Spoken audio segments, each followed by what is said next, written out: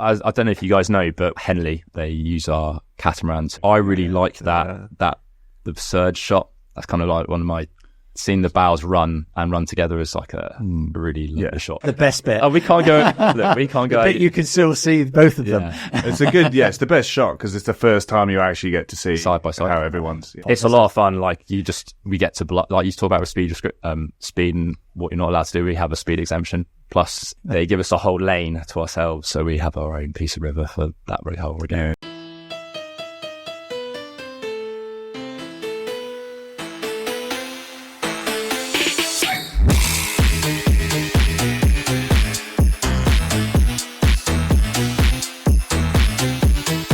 Hey, what is up?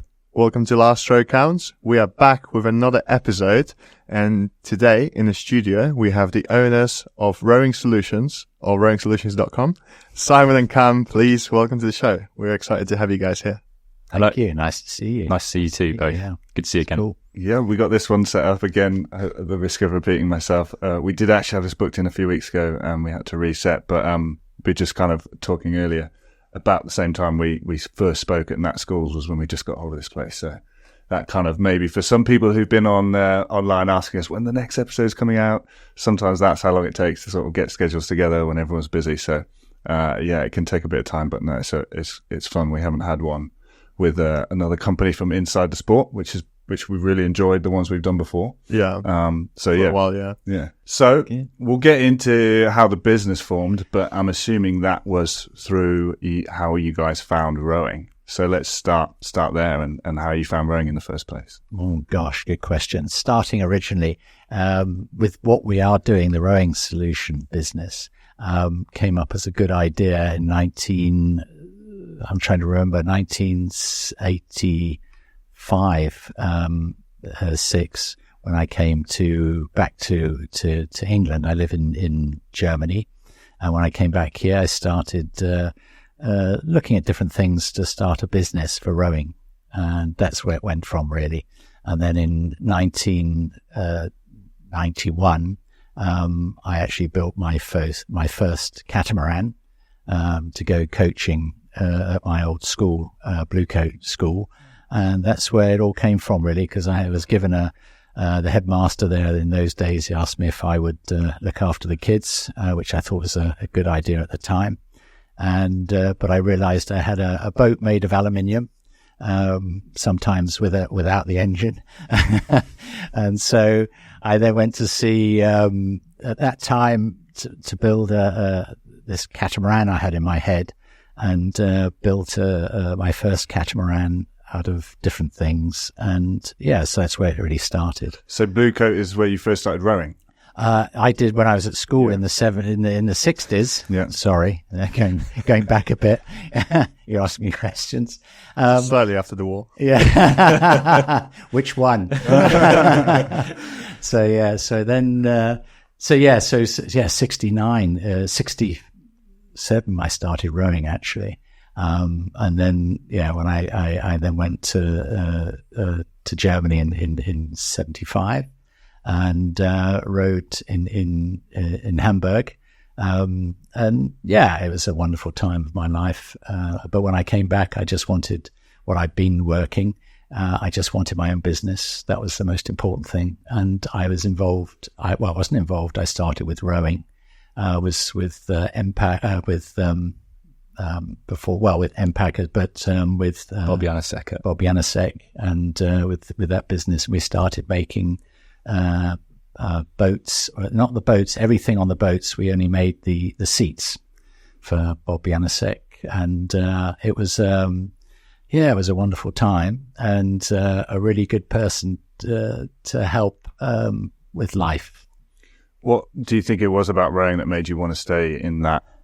Even after you finished rowing, you wanted to have the business in it. What was it about rowing that kind of kept you coming back? Gosh, that's a very good question. I've forgotten, but it was at that time. It was just, I think, doing something I would be worthy with what I was going to do, and that was the most important thing: is to have fun. So it might as well be in a business that would be knew something about it, which I think most people have rowed don't always have the opportunity to come up with something different.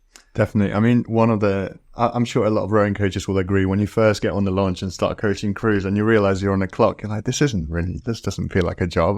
Why am I getting paid for this? This is just fun. Having a blast on the river, you know? Yeah, we used to turn to each other, we used to coach together in Oxford, just randomly in the morning, turn to each other. You know, it's like some incredible sunrise coming up and the crew's going well, and you're like, we're at work now. Yeah. And the same with this business, really. A lot of it is exactly. trying to keep it fun. You've got to enjoy the day. Otherwise, what else? I don't know. I've been doing it since 1985. So, I've been very lucky with what I do. So, Cam, was there any pressure growing up with the dad who had the business in rowing, had rower? Did you feel forced into the sport?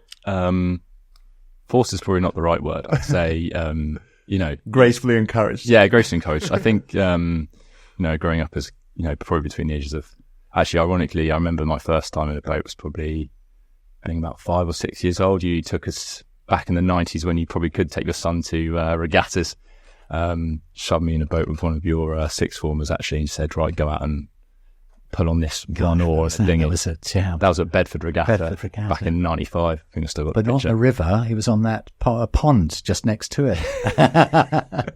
Anyway, but no, I guess gently encouraged, I think is the right word, actually. But all our, like a lot of people in rowing, you build a friendship group around it, and we were lucky in that. I say lucky or unlucky, but you coached us pretty much from the age of 11 all the way up to probably our last competitive race at 25, I'd say. That was the worst bit. Yeah. No, but we've just been lucky, I think, with, you've coached a few, I'd say pretty good crews, and we've been lucky with like the standard of coaching from him. So I don't know what I'm trying to say, but I think, no, we were just lucky with kind of how you coached and the people that were around at the time. I guess you probably, when's your birthday? 1990? 89. 89. So probably like similar cohort. There was I don't know, it was a good. What was your last year? What was your sixth form? 08. I left in 08 from. Yeah, so I left in 07. Yeah, a 7 year before. So it was good. Like there was some. Where were you rowing? Blue. So I mean, technically, although my father coached at a Blue Coat, I didn't actually manage to get in. I didn't pass my 11 plus, and was not allowed into the school. But I think very kindly the headmaster at the time, again in those days, he said that's fine. You can just row for the school. So I rowed out of Blue Coat, up until 18. But once Henley comes along, and you kind of got to you've got to be part of the the pupils at the school. So I got kicked out, come Henley time. But there are no hard feelings. But just really fortunate with the group of guys I grew up with. Not terribly quick, but probably the most fun, I think. Yeah. We had some really fun rows. As never the quickest, but always felt like fun, felt like a cruise, that kind of thing. So. And where did you go after Blue Coat? Because you said your last race was at 25. So slightly past the schoolboy years. I rowed. So after I left school, I didn't know. Very briefly rowed at university up at De Montfort for a month or two, and then dropped out. Was that in Leicester? Yes, on the SAW, which is somebody else knows it. It's there's not a lot. Anyway, not a lot there, but came back down, dropped out of university, and then for 2 seasons, my brother and I rowed in a pair, which was probably, again, the most fun, and the least fun all at the same time. Because if you couldn't possibly imagine rowing in a pair with my brother. No. I mean, it's when it's going well, it's great. When it's going badly, the only thing with rowing in a pair is that when one decides to not row and throw his hands in the air, you go around in circles. So when you work it out eventually. But rowed in a pair, did Henley, had a great time. Then had to, I think you realise that you can't row forever, and you need to earn some money. Choice. You had to get a job. So had a break of a couple of years and then came back and rode with a good friend of ours, Andy Dax. Yes. So I rode with Dax at, sort of, at Leander. Yeah. Yeah. So actually, They're all everywhere, aren't they? he's been around a bit, Daxy. But yeah, we did a quad the year after I left school, and then he said, hey boy, you want to go do do you want to come to Upper Thames and just do a double? So we did a double for just a year when I was only 25, something like that, and that was my last competitive race, and never again, because it's miserable. Because he was coaching at Bluecoats? He coached involved. Yeah, he was one of our lads, boys that came up through, and he went to Leander. And he joined us with, who was the other guy? Joined us from Will Suthers. Will Suthers, yeah. I know the name, yeah. A little bit. That's they were all nice lads, actually. Not Blue Coat Boy, but anyway, yeah, they all joined. We fixed, it wasn't long ago we were at Bluecoats. We fixed their own machines for the last few years. Really? With Alan French, which has been really fun. Yeah, and we know he's him the now. best, lovely guy. He's honestly one of the nicest. I can't. Anyway, sorry, Al, but one of the nicest guys we know, actually, and he likes our boats. Yeah, he listens to the podcast as well. So. Yeah, good. Well, he's been on the podcast. We had him on. I listened to it sometime else. Oh, cool. Yeah. Cool. But now the head coach at Bluecoat is a good friend of ours, JJ, who I know from young days at Leander. Well, I call him the young lad. Yeah. I guess relative, but yeah. Yes. No, JJ's pretty young. Yes. But yeah, we're going to have him on the podcast soon. We were actually going to have it over the summer, but we just got so busy. So we need to organise that again. It's so lovely to watch Bluecoat. I mean, I remember it when you probably, again, back in 95 when you joined in 92, probably coaching a couple of kids. Well, before that, back in the first lad was Telvin Beddoe. Terry Beddoe, yes. 92, he came through and rode for England, which was great, for just lads growing up at school. And I was in the right place, having right time. Yeah, it's good fun. At my old school. But what they've done, you left in 09, and then we, taking a break from what the school was doing for quite a while, came back, and Al's actually, when I managed to become president of the alumni there, invited me down to the boat club and just said, look, I'd like to show you what we're doing here. And, hats off to him, because he kind of reminiscent of you a little bit, just the culture he bred down there was quite incredible. And those guys, punching well above their weight. So it's really lovely to see them doing awesome. Yeah, it's cool. Yeah. Nice to see your school doing well. Yeah. So while you were coaching at Bluecoats, you were still sort of starting the business, doing two side by side. I started in 85, 86. And then in 1991, 92, what we've been doing was building these seats for rowing. And other fittings, all the fins and the rudders that we built. Well, I built. And, so fiberglass. No, every fit. I made only certain fittings in boats. I didn't do anything. So it wasn't the seat top? Yes, the actual seat top, and the bits that go underneath. And we got bits made, and we made it on a machine. What do we call it? I used to make them by hand. It's very hard to explain, but was it on a router? Routing them out, yes, but on a disc, cut it into two halves and get a stick between them. It's rather hard to explain. On a lathe. Yeah. And we sold them. You'll laugh. What was a good idea? We sold 3,500 a year across the world of this idea, which is was a wooden top. And in those days, in 85, nobody had tried making what we were doing. There were all sorts of different ideas and things, but most of it was made by hand. Yeah. And we made it on a machine, basically. And, what seemed like a good idea was suddenly, I think we got up to 3,500 a year. And so I know it was bonkers. It was bonkers. Were you a one-man band? Yeah. Well, you're making every one. Well, then I had two other guys that help me out, just to do the tops and clean them and get them ready. But yeah, that was the original business, as it were. That's a good question. Not exactly, because it started. I would see something and then try this and try that, and I started making originally with Andy Sims, really lovely lad. I say lad, a bit older than me now, and he asked me, could I make one Christmas? He said, could you make me a top? Because I didn't what I was going to make, and I said, okay. I came up with this idea.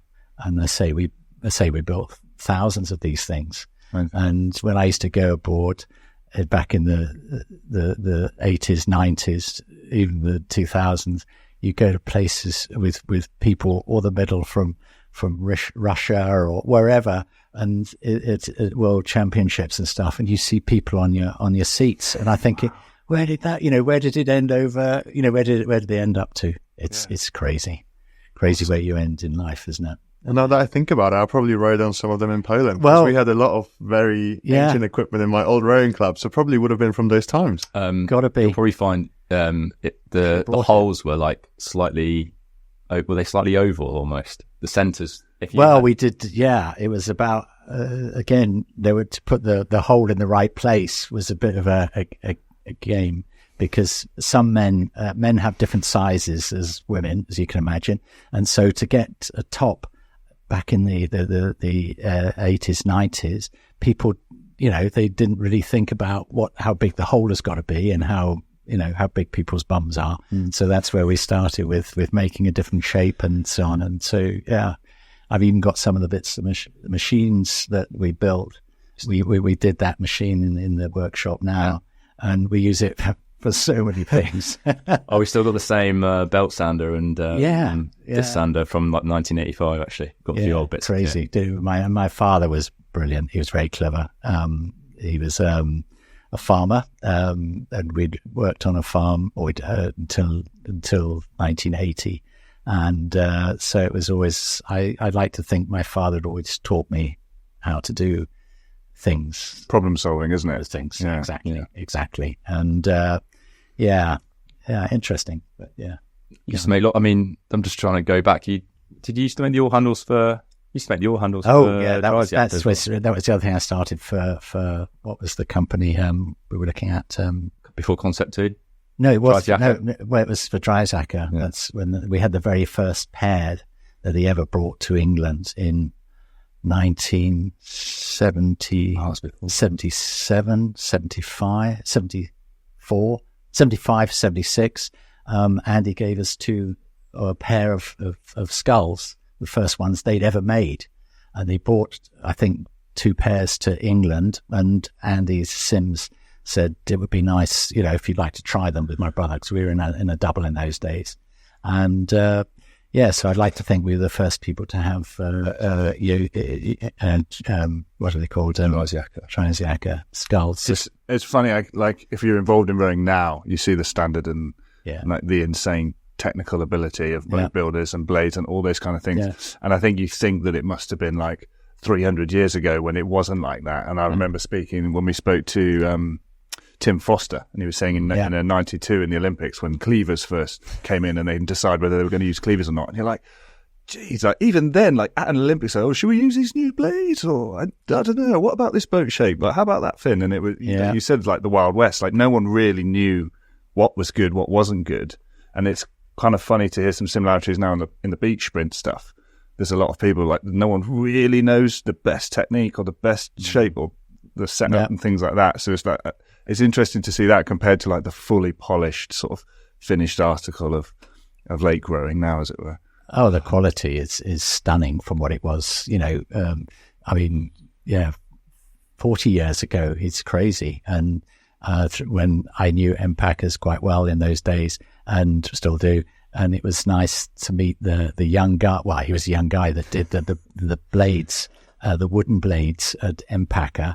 And it was amazing. How it was all done by hand, and the things he would shapes and things he would make. And now everybody assumed that it's all done. It was all, in those days, it was all new and had to come up with different ideas and be able to spoon. What was it called? The Macon, Macon, the cleaver. the original Macon. Somebody had to make that, and that shape. It was amazing. The guy that did that, I met them, and it was fascinating to see with the first ones. Somebody to start with that, because they were always the very short, small, narrow Pencil. ones. And then they came out with these, and I met the bloke that used, again, the very first pair. They were 2 out of the German eight, but they were too small for the 8. They would put them in the pair, in the lightweight pair. Because it's not adjustable. And these oars they had at that time when they were made, they were the first people, and people talk about Macon was made, and they used it not because it was made by anybody particularly. It was used the very first time. They used that shape in Macon, and that's what they got the name. Everybody said, "Oh, it's a Macon." No, that's where it was. Somebody used it. It's so interesting. I heard stories as well about everyone having. If you went out rowing, you have to have a roll of electrical tape with you. Yes. Because that's how you set the pitch. Because when you're using you know this better than me, a wooden blade with a leather collar, the pitch is always wrong. Yeah. Well, within a couple of hours, if it was a nice sunny day or a nice cold day, it would go from 4 degrees to 6 degrees or whatever it was. And so, it had to be, it had a good pair. You had to look at length. It might be all right today. It might not be. I guess you had to be like technically very able as an oarsman back in those days, to be able to adjust to the mid session pitch shift. Honestly, some of the kit you used to describe rowing with is wild. Like the stuff you had, it doesn't bear thinking about. Anyway. Yeah, no, been very lucky to be able to do what I enjoyed so much. So was part of that then obviously was sort of trying to make the stuff that you were using better, being involved in the sport that you've been in. It's like, I've used this stuff, I know I can sort of do something a bit better here. Yeah, I think so. You see lots of things that people, and there's been some very clever people over the years and what they use, but somebody's made it at somewhere and had to come up with that and build it, and somebody had to try it. And I mean, I wish I could remember all the things, but there are 1 or 2 stories. There was a guy, oh gosh, what was his name, at Kingston Rowing Club back in the days. This is 1970, 71, 72. And Ailing, it was Ailings made the oars and sculls back in those days. It was well known all over the world, Ailings, oars and sculls. Yes. And there was one chap from the club, lovely bloke, and he had a boat. He had a sculls made, and they were shaped of a diamond. It was a diamond shape at the end. And he turned up at the regatta at Kingston Head or whatever it was.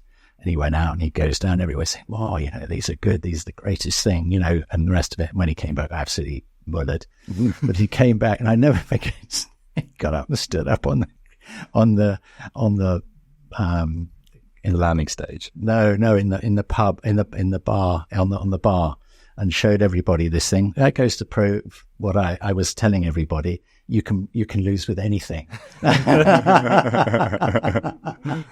And if I could remember his name, but people would remember him if the name goes out. So it was funny. There's so many. There's always a funny story everywhere. Oh, too many. Yeah, I mean, that was the exactly. That was this. Spent hours. I'm sorry, I won't. No. That's why we do it. This is the whole point. This kind of was born out of just we travel across the country. Pete and I obviously will just sit in the van and tell stories, and I'm old enough now to have a few of those sort of old stories as well, and we would just laugh and joke about it. And and the same, we would think you get a group of rowers, even, I don't know if you ever used to do it, go out with a group of rowers on a Saturday night and try and ban rowing talk. Well, we're not going to do rowing talk. 15 minutes later, 500-meter splits are being talked about in the corner. No. Can't help yourself. Yeah, no, it just does. And that was like, and I think a lot of people when they've come on this have been sort of expecting some kind of interview, and it's like, no, I think we're fans of it, of rowing, and it's fun to like go back and look at these things. And like you said, even definitely listening to people who listen to the show to know how mad it was just a few years ago, how things have changed. Yeah, definitely. And it's still evolving massively, but it's crazy for me to think about that.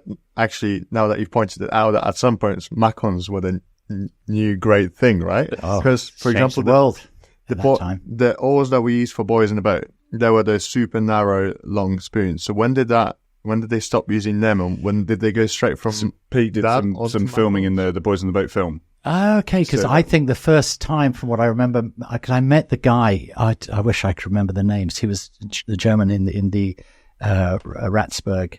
There was a group in Ratzeburg in those days, and I get to meet them later, some years when I went to Germany. But I don't think they used Macon blades at all until I think it must have been 1965, 66, something like that. That was when the first, that was the old shape. And then he was the first person to use these Macon shape that they made, which we think about today, was the go-to, you know what I mean? And it hasn't changed really. The only thing they changed, I think it was when I lived in Hamburg, it was with, I'm very lucky to meet Peter Michael Kolber at the time, who was the East German go-to person in the 70s. But his very first boat that he had with the singing, the sliding rigger boat. Well, it was brought to our, because I was at the same club with him. It was a tiny club. There was only 4 people rowed there. Tiny club. Is that at Ratzeburg? No, in Hamburg City. And, but he was sent this boat, this Empacher, a single, and he was told to him, he's got to use it. And he saw the boat, and I said, well, we'll get it out, and off you go. And he said, no, don't want to know. So I had the boat for the first, 2 months, I think it was, this boat. Is it orange? It was yellow, actually. It wasn't, they sent an orange one originally, and there were lots of problems with the riggers and how they fixed it to the boat. And the one we had was a yellow one. Because the orange one's in the River and Row Museum. That's the one I brought over years ago. Oh, okay. Here we go. This is it. The one that hangs in the roof. Yes. Yes, the not aluminium. It's made of titanium boat. Have you seen that? Are you talking about the 8? Yeah, the 8 as well. Yeah. Yes, that was all from a club just nearby Hamburg. Donaratico. No. It was made by a man. Oh, I'd have to look back and remember. Gosh, this is rubbish. No. You don't need all the names. I don't have all the names. But the actual boat was made a guy, and it was only ever used, I think they only used it twice or 3 times, but it was very clever at the time. Again, somebody had these ideas, but the bloke, he was an engineer from Berlin, from near Hamburg, in the north of Hamburg. And anyway, he designed this thing. And they tried it. They put skin on the outside and they raced in it, but I don't think they ever used it. You're talking about the 8 or the sliding? No, I'm talking about the 8. Yeah, the single was something. Yes, also at that time. That's amazing. You basically got all of Colby's new gear. Yeah, because he didn't want this, he didn't want that, and occasionally, and bless him, he died a year ago, almost to the day. Peter Michael, he died.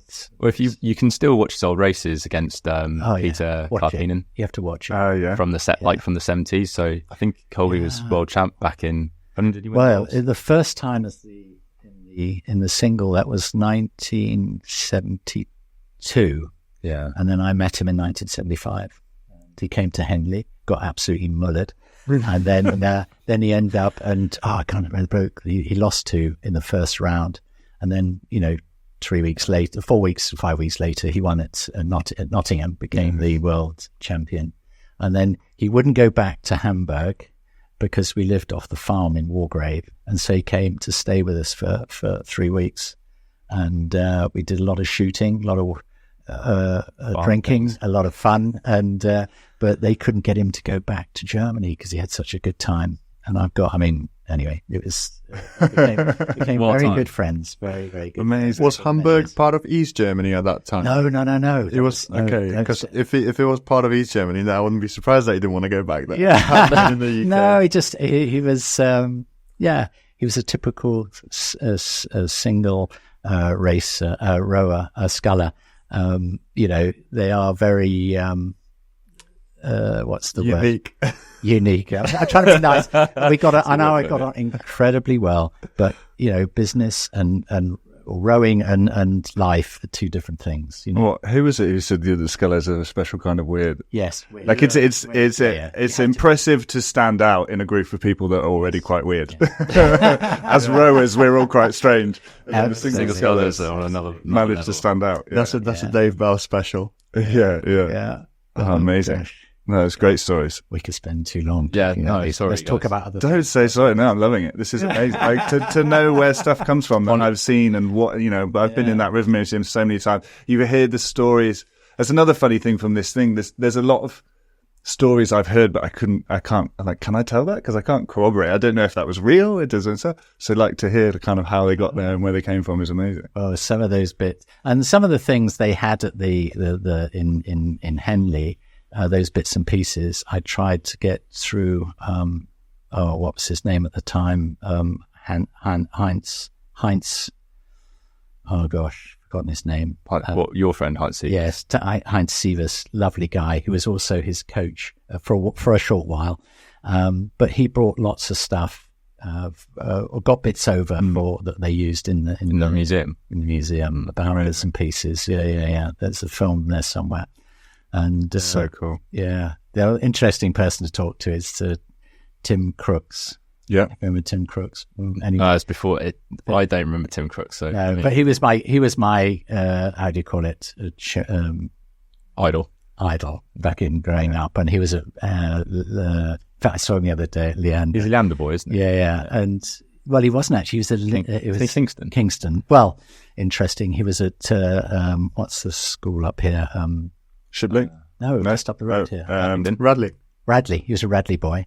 And, but then he did quite a bit of rowing at, that's a story I want to tell. It's so real, I can't tell you. But anyway. Okay, so if you can't tell us that story, maybe you can tell us what the difference between rowing in the UK and rowing in Germany was like in those times. Did you find it a bit of a culture shift? How did it differ? Or was it roughly sort of the same? Thinking back, I think I was a lightweight, so it was different. But in lightweight rowing, there must have been 20 of us that I can remember, all what I call pretty good. To be in a club, you had to be pretty good. You had to go to a rowing regatta, a good one, a good quality one. But they were always at least 20 or 30 really good scullers in every club. Would have one or two really good people and go to a proper regatta. You couldn't just go there to race. You had to be really good enough. If that makes sense. So it was different. Yeah. That makes a lot of, that's exactly how Jürgen ran the British program. It was like, we don't go to Olympics to go. No. Like we'll only send the boats if they've got a chance of medaling. That was that attitude. Yeah. And even with when I got to, I was really upset, I guess, when I first time went to Hamburg, to Hamburg, my club, which was a tiny little club that nobody will even remember it. But the guy in the club who was the coach, he said, you have to be, in at least twice a week, at the weekend, you had to race at least 500 meters 6 times. And then you had to do 2 1,000 meters in the afternoon. And if you didn't make if you didn't make enough speed, percentages. Well, it wasn't even percent. It was just on your before percentages on your stop. Yeah. It had to be, otherwise you weren't going. And the first twice I couldn't go and row because I didn't make it. Only by 1 second he said, "Sorry, you're not going." Yeah, that's it. To go all that way, because in those days it used to cost to a good regatta. I mean, what I call the top regattas in those days, it would cost $120 roughly per person to go there, just to race. Otherwise, too expensive for most clubs to send people. You'd have to be pretty good. And if you adjust that for inflation, then that's quite a bit of money today as well. Oh gosh, yeah. I mean, it was. So I'm thinking of what was it called? In marks. In marks, yeah, marks. Which is like like 120 quid by today's, so if you go to regatta, you had to be ready. Yeah, you got to mean business. Yeah. And you had to make, if you didn't make the at least the semi-finals, and it was so different in those days. Yeah. So what prompted you to come back from Germany and go back into the world of UK rowing? Lovely wife. From Lebanon, bless her. And therefrom I had 2 boys. So yes, my wife, it was a good reason to come back to England. To stay in Germany, I always wanted my own business, and to start my own business in Germany, it's quite complicated in those days. And I wasn't involved in the rowing business when I was there. I actually I did my learning in Henley as I ended up making teeth. And so that's how I went to Germany, because it was incredibly well paid. It was the best paid, best place to be to make teeth. Crazy money. And I was very lucky. I was very well taught. I was well taught how to make teeth. And so when I got to Hamburg, I could make crazy money. When you say make teeth, he's a dental technician. Yes, sorry. Yeah. I was about to ask, do you mean like the teeth that? No. Yeah. So that's what I was doing, and so I only needed to work 4 hours a day, and then I could go and do my rowing. Amazing. Because I was getting. I think I went from here I think it made £4.80 a week. And when I went there, I started at, I think it was about at least £60 a week. Crazy time. Yeah, I'm not gonna lie, but crazy. Your stories, you were balling. Like you were 10, 12 times more. Yeah, you were doing well. It was bonkers. It was good crack. And they were so desperate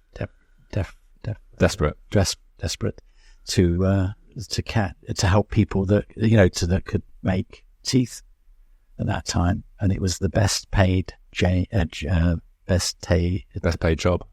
in Germany. I'm not surprised you didn't want to start a business in Germany though, because they love their procedures and paperwork. So I'm pretty sure UK is a bit more forgiving for that. Germans do not skip anything, any rules and things like that as well. It's hard to set up a business, though. You said. Oh, well, it was. I was okay. I was very well taught by my 2 bosses in Germany, and one of them was brilliant. But it was about for me to stay there. He would have helped me, gone through the system. But no, I just wanted my own business. To come back to England, life is different time. Yeah. I had the opportunity to come home and start my own business. Well, yippee. Thinking back, had a lot of fun. So I enjoyed the most. Anyway, that's it, isn't it? That's the main thing. I was saying to you earlier. Yeah, no, definitely. We ask people questions at the end, and one of them is, we'll get there as well. But yeah, fun is the big thing. And I think with rowing, in the modern times has got very serious very quickly. So I think, fun is the thing that we need to remember. It's got to be the go-to.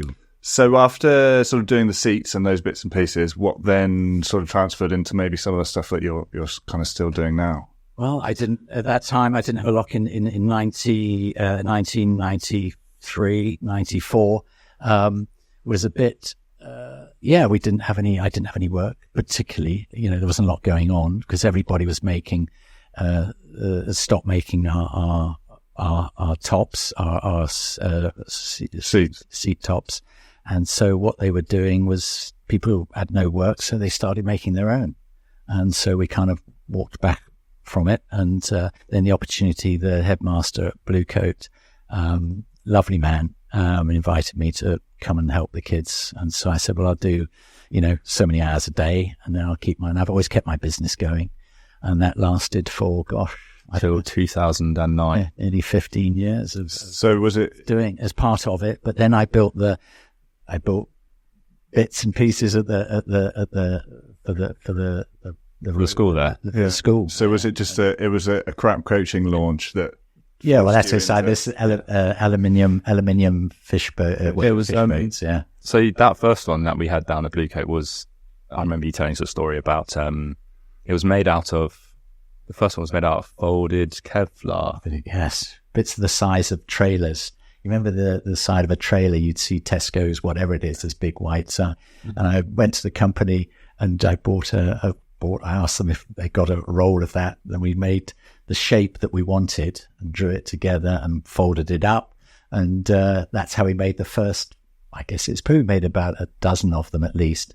And in fact, I saw one still in the river some months back ago. So they're still around. But the problem, I just wanted to find a material that is, you've never got to do any work on it.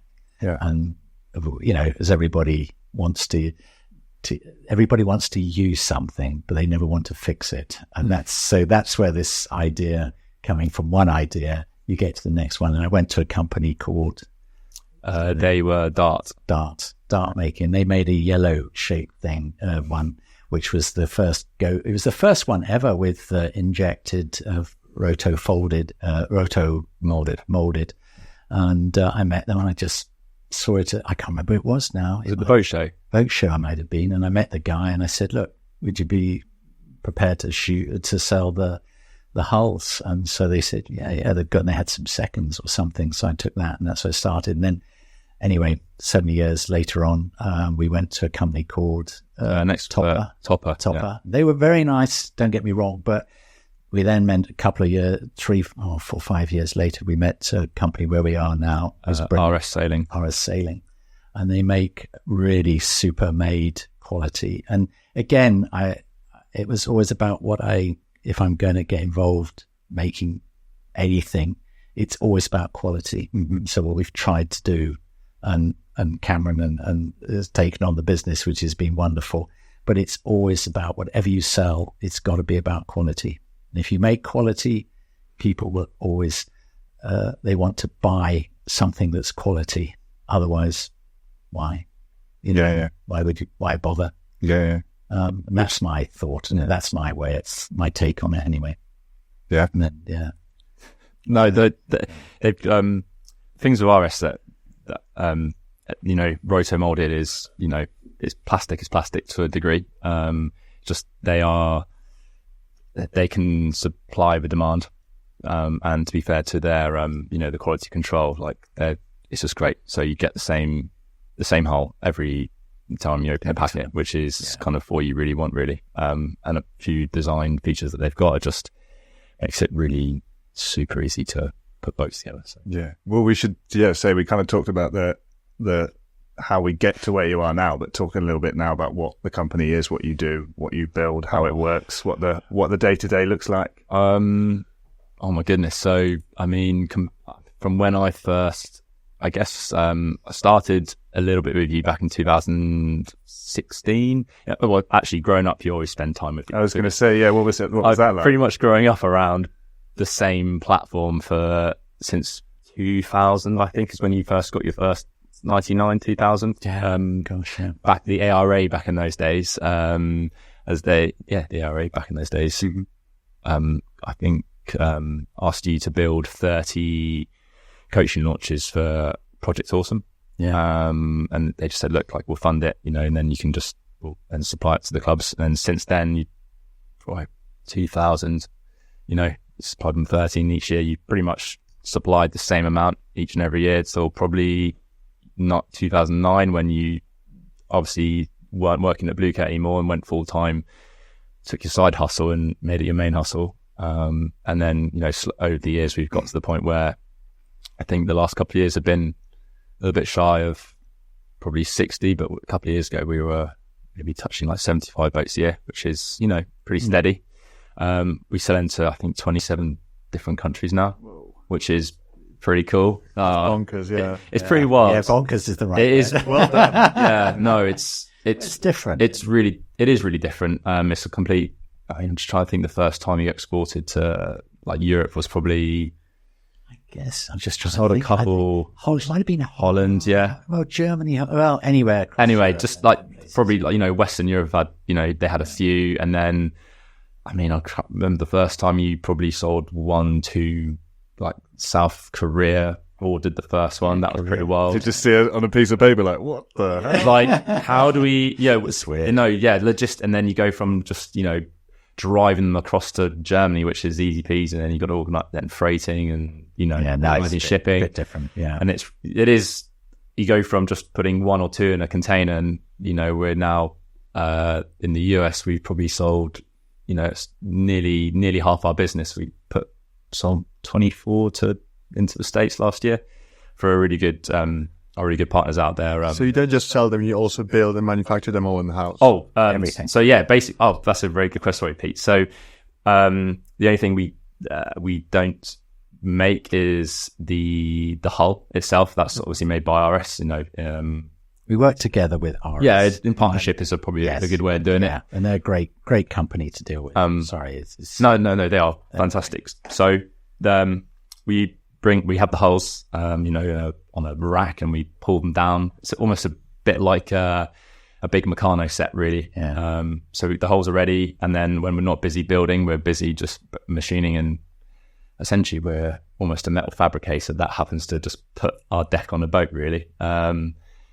So yeah, we just pull bits down and we just build the boat in like a big Lego, big Meccano set, really. But yeah, America's a good example, really, of how we've grown.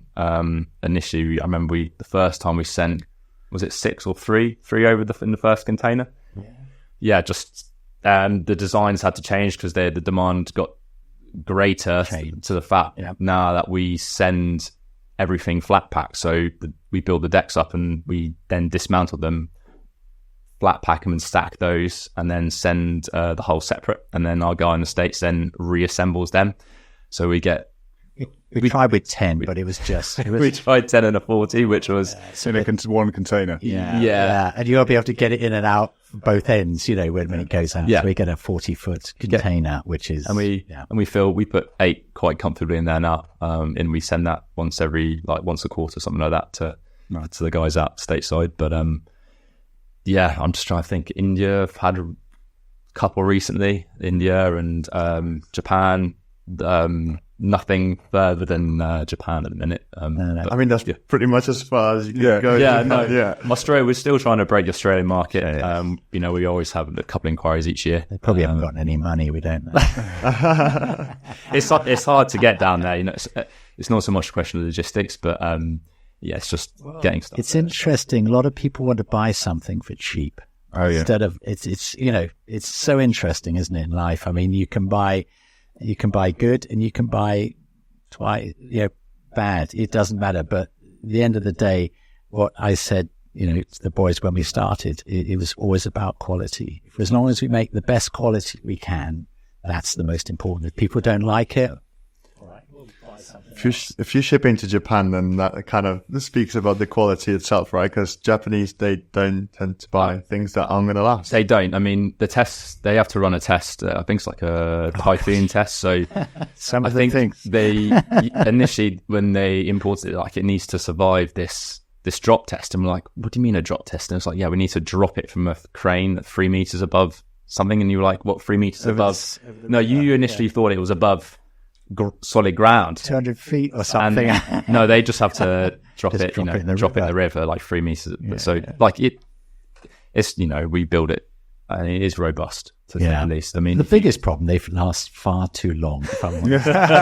Well, it's easy to say here, but it's of all the boats, I think it's over nearly 4,500 I've built since we started over the years, and I can only think of 1, possibly 2 we've ever had to have the hull sent back, or not sent back, sent a spare one, because you might. I mean, almost you would have seen impossible them to break it. I've seen them. I've clearly never coached in one because all the launches I've ever coached in are leaking. And we used to coach in a launch which basically would fill up in the time it took to do the session. So I had like a drill with a drill pump. That's it. We'd be like, all That's how I sorts. started. which is really strange because I haven't done lots of coaching. I mean, when I was coaching down at Great Marlow, you supplied they bought one of your cats, and I've never had the misfortune of coaching in anything other than our own product, which is, so when everyone says, like we've got this tin fish and we have to bail, I'm like, it's hard to empathize with anyone because we've always been lucky with good boat, good boat soy. So here's a question. So if you've only ever coached in your own products, did you ever come up with any ideas whilst using the product on how to make it better, on like things that, could be improved and then taking that back to the factory? Every day. The shape is essentially, we're say confined, but it all kind of streams from the materials that you can get raw from suppliers. So it's all based around a 1.5 meter by 3 meter sheet of shred plate, and the beam width you worked out pretty early on is about weight, speed. I mean, there's all these simple things that go around. What you cover an idea, you've actually got to be able to bring that every time, again and again. I feel like the thing that we need to say that maybe some listeners would be screaming would be like, we need to talk about wash, right? Like wash. This is the topic. That's a really good point. So you have, by the nature of catamarans, they are lower wash than a monohull. So you can't really compare a tin fish to a catamaran because of the water displacement and how much is in the water. So, and then obviously you've got an opinion of like how much is, how much wash is too much and how much is not enough, or like our catamaran is low wash and well, yes, it's lower than a monohull. I'd say that they're, being honest, I think you might say something different, but the nature of our hulls from RS and generally from those roto-molded polyethylene hulls that are on the market is that the stern is like squared off almost. So you're always going to get, and if you notice on a few other brands, is that if you've got a taper off the back, is that, it leaves less wash than like something that's just been like cut off at the back. But the trade-off is robustness and durability. Plus, you'll be able to turn it around in a 3 meter area, and that's what we've always. Again, it was important when I made the first one. It's all very well to be able to go up the road, up the river, but then you've got to be able to turn around quickly and get round something and back. And that was again when we started building it. It was where the engine would go and at what point and what width the boat should be or shouldn't be. That most of the boats, the boat houses, you can't get it through you've got to be able to get it through the doors. Yeah. And all these crazy, simple things. There's a lot of nuance to, there's a few, design adaptations we can do with but you talk about wash, it is lower wash than a monohull, but not necessarily just to not to put it down or anything like that, but just surely that has to be, like you said, all these different, like I've showed my sort of just a consideration when it comes to building. Yeah, the comparison being when someone sees us servicing rowing machines, just clean it up, don't you? And you're like, no, there's a lot more to it than that. And like, this is what you guys have to do. Like, it's just to think like, how easily will it go in a boat bay? The geometry of it is really important. So when you talk about the width, like we've done a few different designs where we've gone super narrow and then you lose stability. You've gone super wide and you lose maneuverability. Can't get it through the door. You can't get it through the door, or by the nature of like our by those hulls is that you can't get any bigger because there's unless you want to design your own mold or own oven, companies won't make anything bigger than a 16-foot hull in plastic. So you're stuck.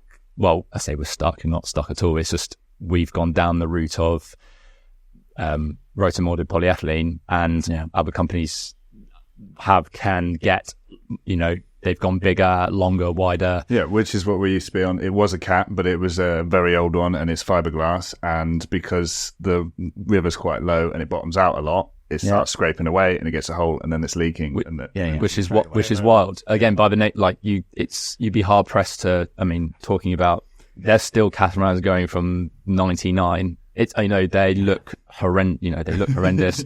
There's algae on it, but as long as you I say even half look after it, it will float. The other thing that really matters with wash actually, which people don't, is the weight of the boat, obviously.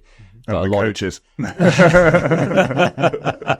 we can't affect that much. No, they're all so fit and ready. So making sure that you have, making sure that your holes are actually empty of water is really, really important. Again, all the holes we've used for making our cats have always been, sealed to a degree. They need a breather hole. But what happens is that we tell a lot of people is that condensation build up in some small areas like that is what is wild. So we've had like clubs come back to us and it's like, we've got a hull full of water, and we sold it to probably 24 months ago, and it's almost full of water. And it's like, we tell them to open it up and is it clear or is it foul water? And they're like, it's like clear. And it's like, that's pure condensation build up over, Wow. It's a lot in everything. It's a lot. And then wonder why they're causing so much wash. And then you just got, anyway.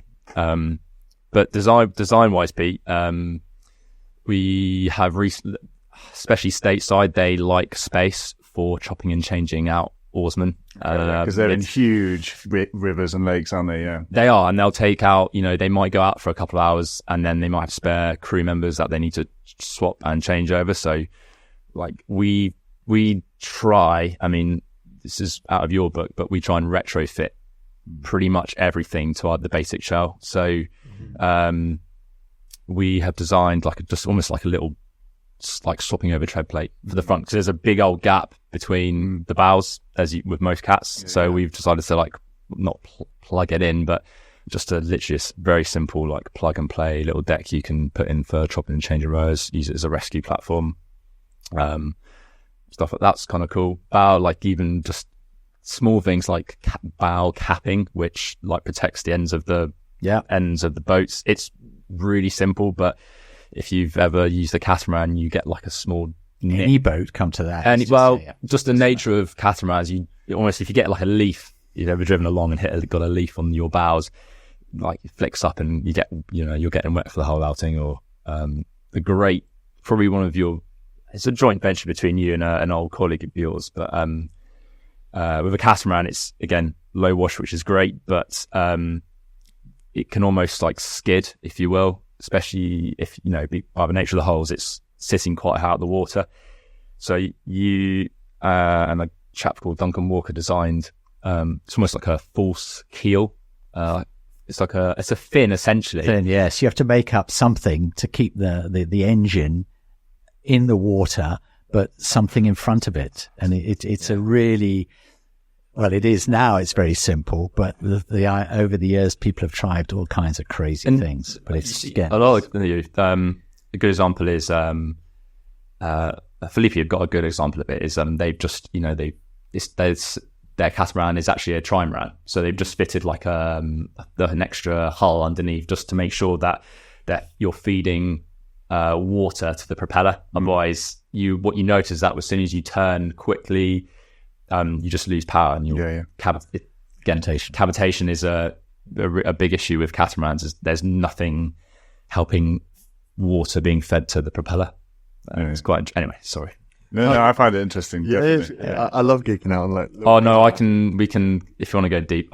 If you want to go deeper. Okay, so let's talk about, do you always use the same engine, or are some clients requesting some beefy, big old twin out? We honestly, we were talking about this the other day, and we've gone as far as, fun, I guess, a little story. We've managed to, one of our own boats, we've managed to fit a 30 on the back of it. Yeah. And we managed to, tow a couple of big boys on a donut behind it, which was kind of fun. But no, we've nothing. 2 small children in it. Yeah, in a big tire. Yeah. We wouldn't fit. Oh no, you definitely you'd be, because it's such a light boat. You can put a pretty chunky, you put a 30 on there and it will go. Okay. So at the minute, we're resellers for Tohatsu again, which to be fair, actually, just for a bit of background on engines, well, certainly Mercury and Tohatsu are pretty much the same, or they are the same block from their 9.9, 15 and 20. So as a little side note, shall we say, because a lot of guys out there will say, we're Mercury guys, or we're, Honda, but a lot of those smaller engines are pretty much out of one factory. Just Tohatsu, really, we love those guys out there. Yeah. But And they're petrol? petrol, yeah. So I mean, fuel injection, which is really the key to new engines now. Because once you start getting involved with carburetors. You mean the E-Tech? You mean the type of fuel that they're putting in? Yes. Yeah. So what we found with a lot of older engines, and a lot of clubs are catching on now, is that they're filling their engines with super unleaded. So, and it just means that there's less ethanol, which means it's not causing havoc with their seals on their carburetors. So again, for the guys out there, or people who manage their club catamarans or their club boats, is that just make sure that you're filling up with E5, because it will ruin your seals and your carbs. But I can't believe anyone suffered more than we did on those engines. Everybody. I know. It's honestly so it's strange actually, because you'd hopefully, as a coach, you just want to be able to go out and coach crews. Really, the coaching launches. It's a utility vehicle, and you just want it to like a car, turn on and go. And you don't have to think about anything else. Nobody wants to fix it. No, They don't want to drive it. Nobody wants to fix it. It should just work. It should just work. That's right. So, again, as long as like any engine will work fine as long as you maintain it. But back to your point about engines, you can fit this. I mean, we'd probably not recommend anything smaller than 9.9. And that'll get 9.9 litre? 9.9 horsepower. Sorry, Pete. Oh, cool. 9.9 horsepower. And again, a lot of companies now, it's all fuel injection anyway. But you can go as high as 20 on one of ours. And I mean, although thinking back years ago, I used a 6.6 horsepower engine. It's fine, really, for most what we need. But unfortunately, most people want something far bigger than we need. So do bigger engines create bigger wash? Like more horsepower equals more wash? Yeah, of course. Yeah. It's not the boat. Yeah. It's always going to be the size of the engine, and that's always going to be. There's always a trade-off. Exactly. And you need to have enough firepower, because we were on a training camp near Worcester, and then they had those lovely, very quiet launches, and then. I think the engines were slightly smaller. They had electric start as well. It was lovely. Yeah. Very smooth, except any times the crews were doing pieces, we couldn't follow them. It couldn't keep up with an 8 downstream, so we were really. Oh my goodness! Just paddling speed was just about like where it maxed out. So wow. I think most of the people that we deal with, to be honest, they just want the bigger boat required, because they just want to go faster than me. And that's, most boat, the fastest as I know of is still 24.6 miles per hour. Kilometers. Kilometers per. I'm trying to think I was watching the Olympic 8 final this year, and I was trying to work out like their fastest speed. Probably about 25. No, it's 24.6. No, they found. I would probably tend to agree with you. And this is a really good point, lead us probably into like the discussion about electric, but you just need a boat that's quick enough to catch an 8. Olympic 8. And I'm just trying to think that their fastest. How fast does the N8 go at its fastest point in the race? In a 118 first 500. So what's that? That works out like 20, maybe 26 Ks for a blip, maybe something like that. Something like that. Yeah. So as long as you'll keep like. That's a 9.9 or as small as like an 8 horsepower, which is kind of wild. Obviously, you add more weight, you add another coach and stuff, it's going to differ, but you don't need a terribly big engine. Okay. It's because you got to think like you put one of those 15 horsepower, those electric fuel. Crazy. Electric start, fuel injection, 15s, and they'll do like 34 Ks on one of our boats, and you're just like... Can I test drive? You're not allowed to go that fast on UK rivers. No. No, it's basically a jet ski. Yeah, it's super quick. And but like if you guys want to come down, we'll put one on the water and you have a crack. Oh yeah, it's kind of when you're ready. In fact, we're going to go I'm thinking, no, what's it? We got to go down. On Wednesday. We're going down to. Well, I don't know if you guys know, but we do. We help out Henley. Help out. They use our catamaran to film the. Henley Regatta, yeah? Yeah. So Okay.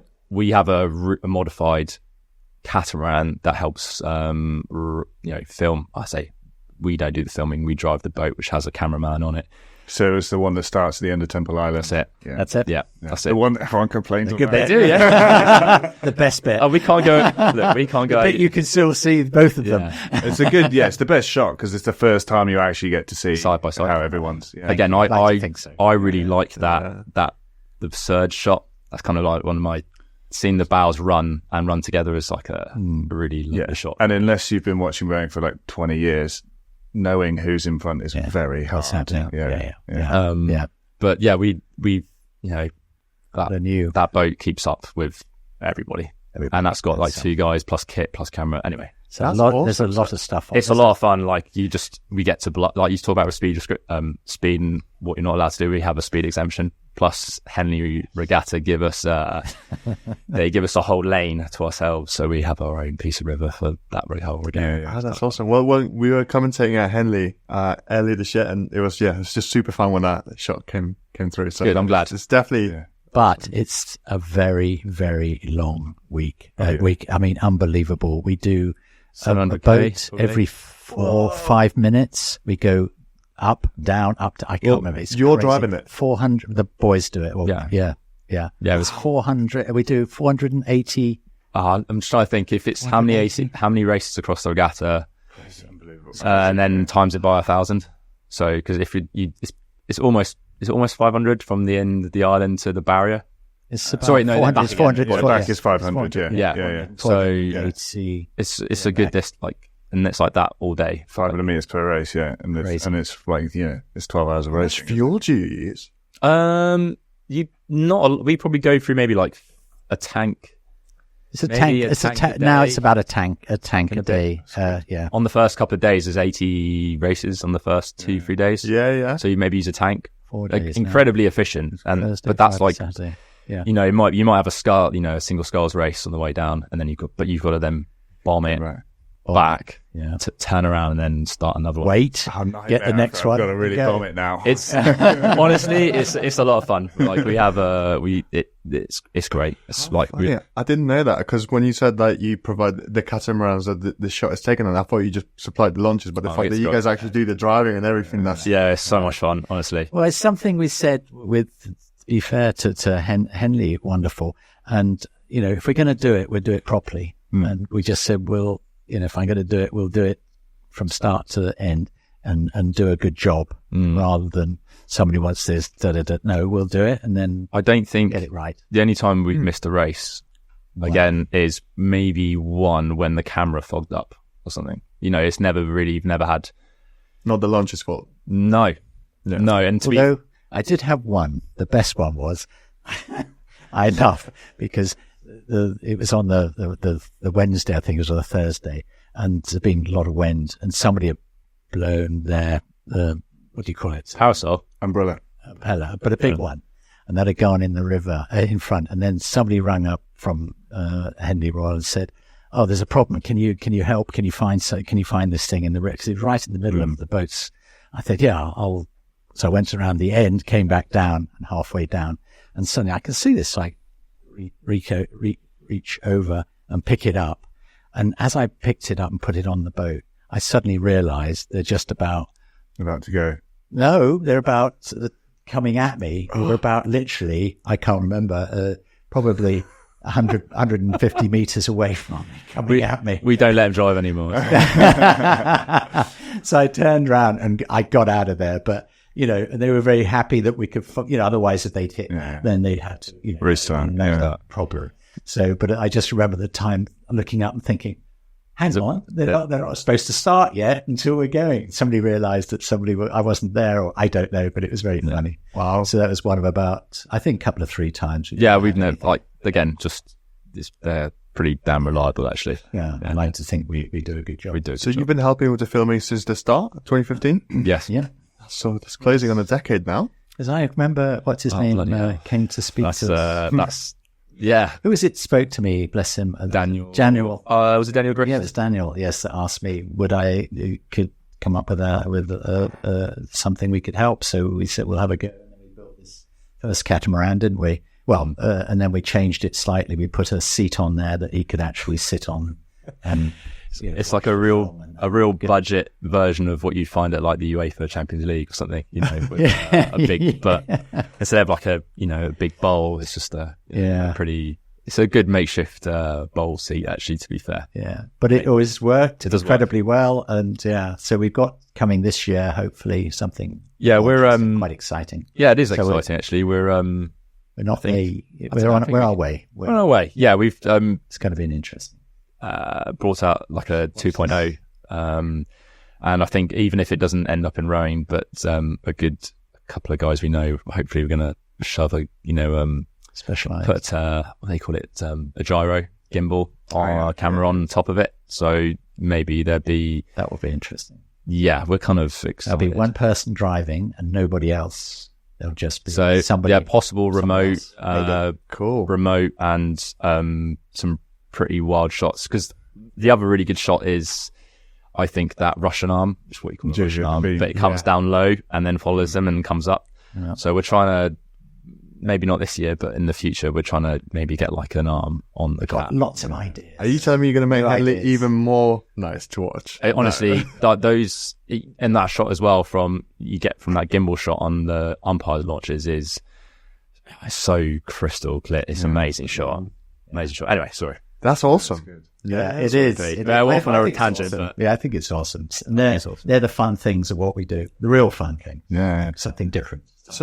Innovation. So I had a question about when you said that you supply your catamarans to 27 countries, including India. Is that just exclusively to rowing, or, for example, some sailors use your equipment and like other sports and things like that? And now canoeing is big. Canoeing in India is probably, I'm just trying to think, we did a bit of token research, if you will. My wife has, shout out to her. I think the water sports market in India is like worth like 1.5 billion, something like that. Pretty wild. It's a big market, and most of it is canoeing. They really enjoy canoeing out there. So, I mean, apart from maybe we've sold probably maybe like 30 boats to India, and then maybe a handful have gone to rowing, but the rest has gone to canoeing.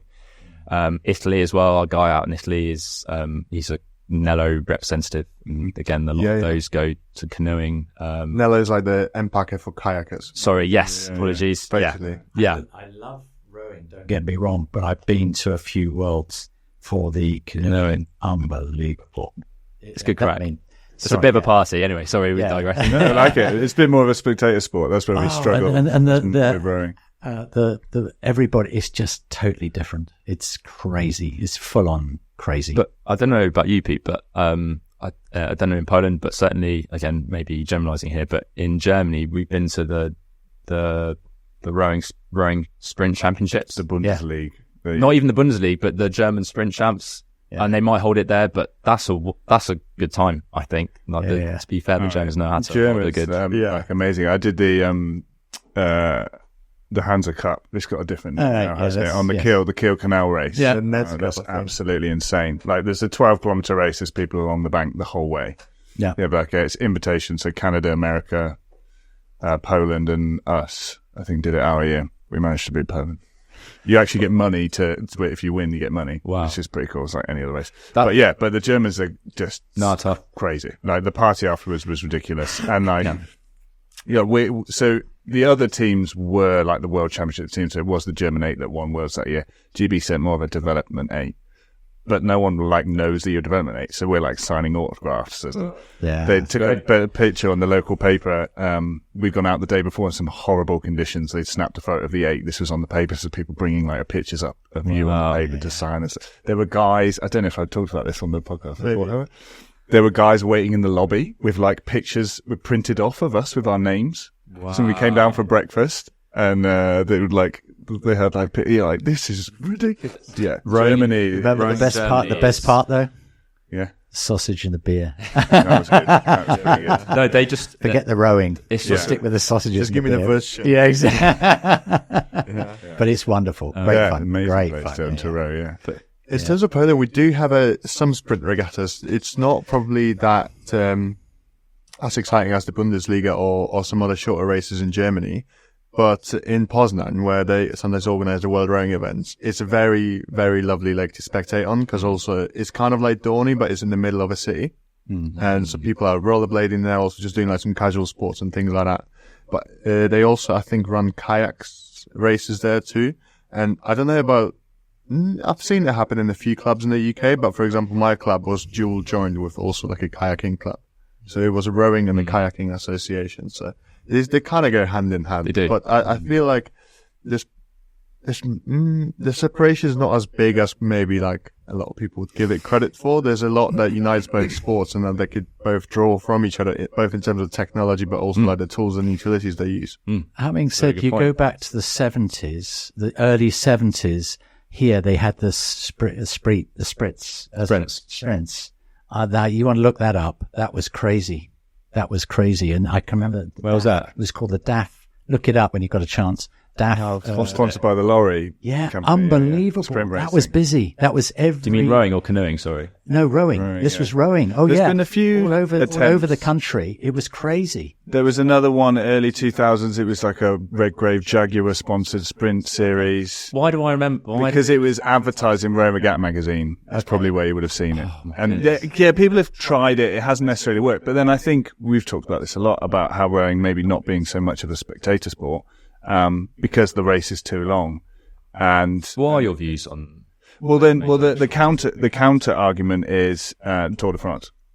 And then you go, well, if people can make the Tour de France exciting to watch, then we can make rowing exciting to watch. And what you guys are doing with your boat and putting low booms and Henley and the cameras Yeah. and the commentary, and now hopefully bringing in, what they have on screen data, where's the head of the course. This is like that kind of stuff, I think is going to could potentially turn our sport into more of a spectator sport, for sure.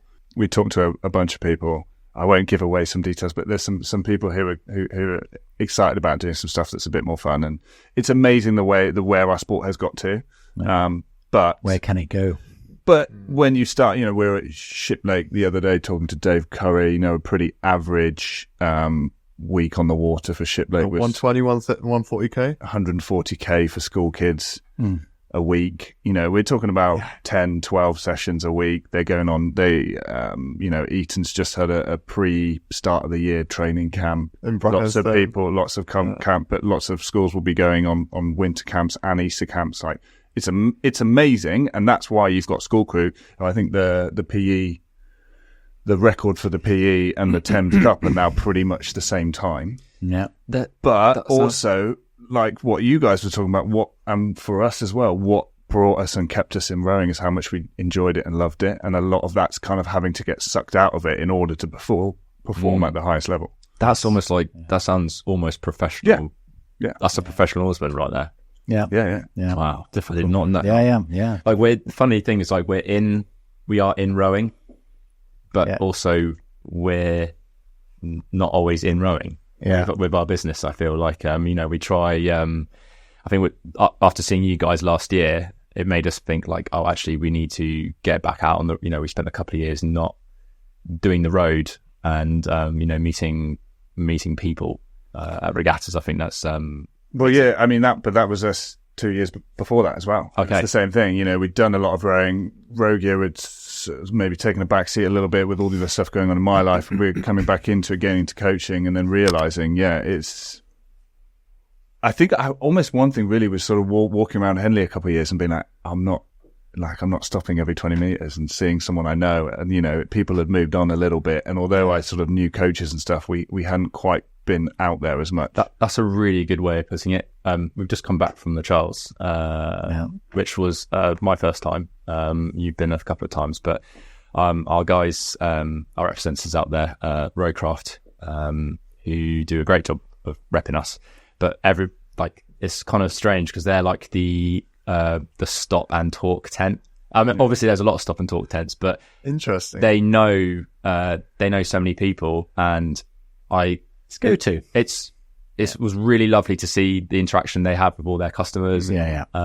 Actually, I think you guys, when I saw your pitch this year at Met, I was like, oh my god, that's, you know, you've got to put in the time, but I think it pays dividends actually. You know, even if it's like one Or takes extra time. stall, or like, you know, if we sell, you know, make us sell one extra boat or something, or not. You know, even if you don't sell, I just think it's Yeah, that's the thing. We're not selling rowing machines at regattas. We know that's not really what we're doing. We're just there to hang out and chat and just have a get- good old crack. be in the sport and enjoy it. Yeah. And Yes. like you said, and play some It com- music and give some coffees away. And if we can make it a bit more fun for everyone, yeah. Give some wristbands away and just tell people have to listen coffee? to the podcast. Oh yeah, come and grab a coffee. Oh, next well, time, you yeah. never told me. I wouldn't have known. No, You heard it first hand now. no, yeah. it seems like a hang, which is kind of how this seems actually. It's like This is a bit, yeah. And Yeah. even though we're not there to sell anything, you'll still have like Dickie from St. Paul's. Oh, one of our handles is broken. Can you give us a new handle for the rowing machine? And like Yeah. different things like that. It's just a good place to hang out. Like it doesn't. It's definitely not work. Yeah. It's just like I just get to be at a rowing event. And it's got a good excuse to sit at Dorney. yeah. Love it. No, you're right. I think that's what we've missed out. I mean, we used to do German champs, sprints, European champs. Like, Yeah. we used to, Much more going. Yeah, it's just much going on. but we're hopefully that's one of our Music main for goals start. next year. I think is to. I think it's anyway. I'm sure it's nice that where we are in where we are. no in where they have the rowing at Dorney. You can't even hear the ring the rowing. You know, because I mean, the commentary. because you can't hear it. I mean. They're trying to put it online now. I'm not quite sure. Yes, I know, but Yeah. it seems crazy that you know, all those people have come along and you can hardly hear. But I'm maybe- surprised there isn't like more of a tannoy based system that is like race announcers, but also like near where the pitch village is, I guess, with like all the tents, etc. It feels a little bit secluded. I'm gonna say that, but also like having seen how much work goes into organizing Met, there's probably like team of just 50, 60 people over in Regatta Tower, just like, you know, It's a doing big the event. timing. Yeah, Yeah, definitely. no, it's. I mean, I haven't. You know, you raced there a couple of times. It's probably some of the best late rows I've ever had. Like the most fun, and the medals are wicked. Always great regatta, always great weather at Met Regatta. Oh yeah, stunning. Like good point. anyway, but look, we're going to get out on the road, I think, and I think after watching, seeing you guys and seeing our guys out at the Charles, we're make a plan. I mean, I'd say, yeah, that quite goes nicely into then. Are there any sort of stuff coming up, future plans, things you want to take in a different direction? Yeah, I'd say. I think we're going to try and do I'd love to do the Force Head, Eights Head. That'd be nice to go down there and just, you know, have a presence. You know, Not throw. not to row now. No, No, definitely not. definitely not. Leave the children. Yeah, at home. definitely like the Dorney circuit. I think. I think And that school's back at Nottingham this year. even like it's not far. No, really. I'm excited to go there again. Yeah. So where? Hopefully we get to go around Nottingham. and commentate Where? stuff. Nottingham at Nottingham. Pierpoint. Blimey. Yeah, because that used to be the one that was still at Nottingham and everything else was at Dorney. The last couple of years, everything's been at Dorney. So. I went to the very first one in 1972. Nice. And well, it was in those days. It was funny, and I think that was the second year when I rode with my brother in for England. I've got a picture of that on the wall. I mean, right, that was so funny. But yeah, again, it was that was the brand new place to go to, and yeah, it was interesting. And Pierpoint, that's another one of those rowing urban myths that it has planning permission as an airport, but got denied because it was too windy. So everyone's heard this, but I think Robert Tron and Jones actually did say that yes, there was something planned there. That's the truth.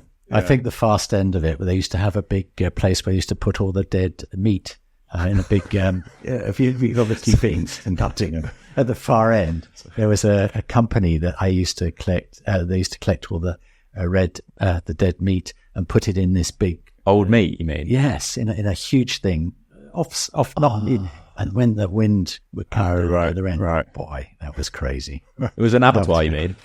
I don't know what it was. Oh but my God. if Is you- this look it up. before- That was in the, and then maybe it's still there today. I don't know, but that was 71. An old video comes up on my Facebook feed every year of the sinking in 2000. Oh yeah, that was my last we were year. there. Yeah. 2008, where I think like 6-8 sank. Yeah. Before I was they, there. yeah, and I was there. I was fighting. that was wild. I did the 2007 Nat Champs was there, where there were awful floods, like the whole country flooded. Somehow the competition kept running. I remember. Oh yeah, Remember that one? Yes, I Yeah, do. yeah, It was like yeah. just over the pontoons. And because we, it was awful weather. We had all taped up all the riggers and things like remember that. that, yeah. Because we're in Worcester with the Severn, which obviously floods. Yeah. So by the time my mum had driven us all out, by the time It's bad for you guys. myself and the crew had got back to Worcester, no one else could actually get back to their house because the river had come up. So everyone stayed at our house so we could go back and race in the final. And then we ended up getting a medal, but more, I think more out of luck than anything else. I think just like we just got a few less tsunamis. Like at one point, remember that. we had a really young cox. He was sort of 14. We didn't have anyone else to cox it, and he was really small. He was like barely out of the thing. And I was thinking, he's going to drown. Like, we're going to drown him because he's like, This is in this much water. you could literally hear on the mic. It sounded like he was underwater in the bar. we're gonna kill him. And we got across the finish line and my got God. a medal. And back in those days, if you won a national medal in a Janusek, you could Yeah. go to the Janusek tent and they'd give you a T-shirt. Yeah. That used to be a revered, And yes. because that was such a badge of honor. I got a Every national year. medal in a Janusek. And every year, a different colour. Yes, yes. Still got at home. Yeah, we've got like I think Well, I 'cause I used saved to my go up, first I used to one. go up with Bob Janusek and Phil Gregory Yeah. together, and we always had such a nice time. It was great. That's a great selling point. That was. Yeah, it was. There's Janusek That was a t-shirts go-to, with me. wasn't it? That was brilliant. Yeah. So UL used to do a similar thing at Nat Schools when if you win a medal at Nat Schools Regatta, you get a UL t-shirt. This was just an NSR medalist. Yeah. I've got one of those from like Nice. 8 years ago.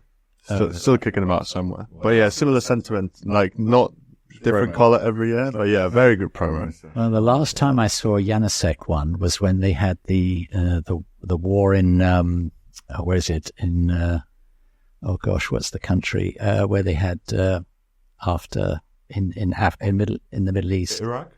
Iraq, yes. And they were coming down with this, what do you call them? Dropping, yes. And they were giving foods and stuff like that. There were about 4 people there on the ground with the old tops from Janusek written. Yeah, I know. They must have obviously found it or got it in stuff. Yeah, like Sent over an there. aid parcel. Yes, exactly. And they were all wearing different ones, different colour. And I guess they must have been given them. And bless Januseks, they must have, people have had them or somebody's Given sent away in the food amazing. toast bag. them in the world. It's just like when you're in the you middle go. of absolutely nowhere in Africa and like there's like 4 people in Manchester United tops and you're like, what the? Yeah. Imagine how rare the Janusek t-shirts were as well. That's hysterical. wild, Yeah, but it was I can remember watching this film, not film, but it was just crazy to see it because he's looking up at the thing and there's, dust everywhere and this bloke's grabbing something out of the If only you could get a screenshot of that, it would be so good. yeah, I bet well, it's probably on there somewhere. Somewhere. Somebody will know. That's I amazing. mean, we always rode in That was in Janusek. that was about, was that? Must have been 04. No, before. Was it? Are you talking about the first Gulf War? I think it was the first one. Yes. That's like 92, 90, no, Yeah, a 90, bit before 91. our time. Yeah. Something like that. That's what it was. And they'd obviously got that. I mean, those things have been around forever with Bob Janusek. That's Anyway. them. Crazy. Yeah, we all rode in Januseks at school and up and down in the Severn, you quite often have, a whole tree would come down the river or whatever. Anyway, you could row a Janusek 8 through a tree. You barely even know. You'd barely even know you touched it. Eurojanus, yeah, like Yeah, again, brilliant. we just had Januseks growing up. It When- was a when I went- wonderful guy in rowing, trust me. When I went to Leander and started rowing in Empack, I had some Empacker single. I was rowing along in some bad water. I hear this noise. Think, oh my god, that Jumbo play! Oh my god, I must have hit a tree or something. I look to the side and there's like a stick like that big floating down, and I was like, that noise in a Janusek means you've hit a tree. Yeah. You've mounted the bank. Yeah. But like, Yeah, I agree. I remember we went and we used to do some match racing with Cheltenham College, and they had a spanky new Empacher, and we were in our 12-year-old Janasek, and it was really bad water and there was wood everywhere, and they were just getting caught up and banged stuff, and the Yanni was just punching through. Yeah, it was brilliant, Indestructible. Amazing. Pretty much. Yes. Built in Britain as well. I saw on the website. It's Good. It's like Yeah. very, very patriotic in that regard. Yeah. That's What, a good Bob point. Janasek? Yeah, no, Janasek, so they're still being... Bob Janasek was one of the great in my life, the great people in my life.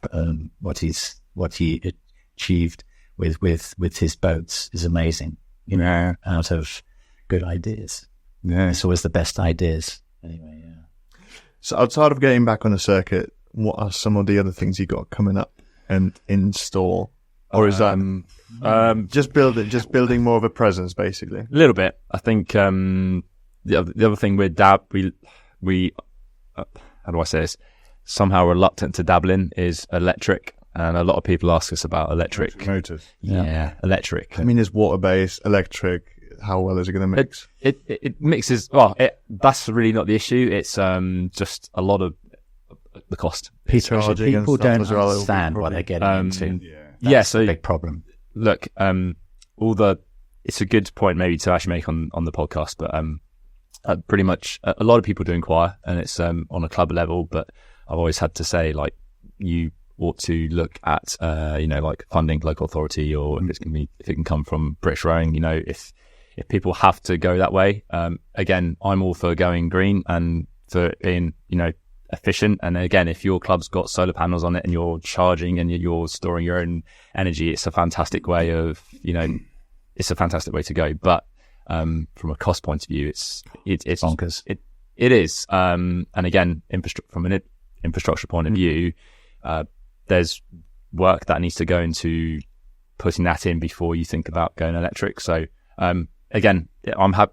I don't want to spend too long on it, but it's a good point to probably point out to the listeners and the viewers that if you can get help from someone or donations, then maybe possibly look at it. I think until people have to or are forced or have to go that way, then the gasoline, the outboards these days are so efficient, and they are really, I say, as clean as possible. The new fuel injector stuff is fantastic, and it's not like the two strokes of old where like you're going on, you can smell it before you can hear it, or you can hear it before you can smell it, right? Yeah. So it's a big difference, but we're happy. But we have good partnerships with local suppliers who put out some really good packs. So I'm just trying to think. Actually, a good point to make is, I say looking forward at electric is that it is doable. But we were last year the first people to run, and then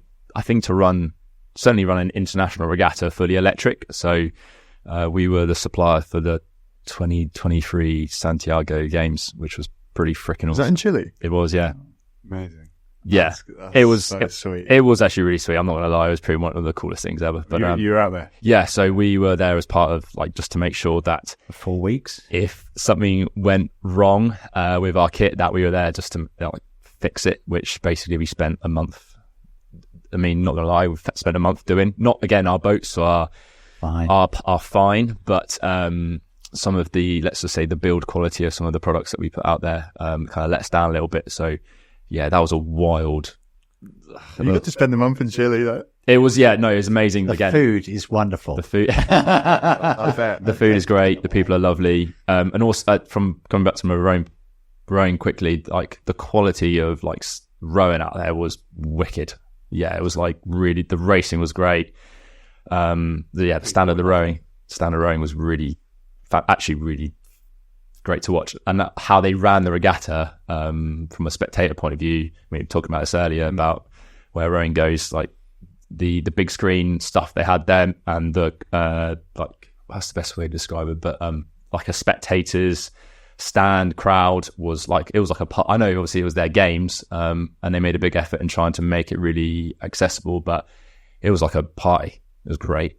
They know how to party. Yeah, they know how to party. Always thought big screen at Phyllis Court so that you can be in the regatta enclosure. Yeah. Big screen on the other side. Honestly, if Come on. with all due respect, if the guys out there could put it together, like it's certainly something that they could think about. But anyway, so yeah, though the electric it works. We know it works on our stuff. I know there's a few other suppliers that have put electric kits on their boats and it works. But as I say, like if you can get help in purchasing kit, then yeah, all for it. But I just think it's really good to be open and honest and say, look, unless you have to, then maybe wait until it comes down in price probably. And look, Demi, It will. like we'd love to sell. Not in like, our life, I don't think. No? we really like say well. Water and electric was never You are was kind of never- right, Pete. was never ever really worked it meant out. to go together, but no, I just think from I think from a user point of view, no, maybe not. We're not all ready for it just quite yet. Yeah, it comes down a bit to the sort of turn and go thing as well, as you said. Uh, You want that coaching launch to just work. You don't want to be like, I didn't charge the batteries.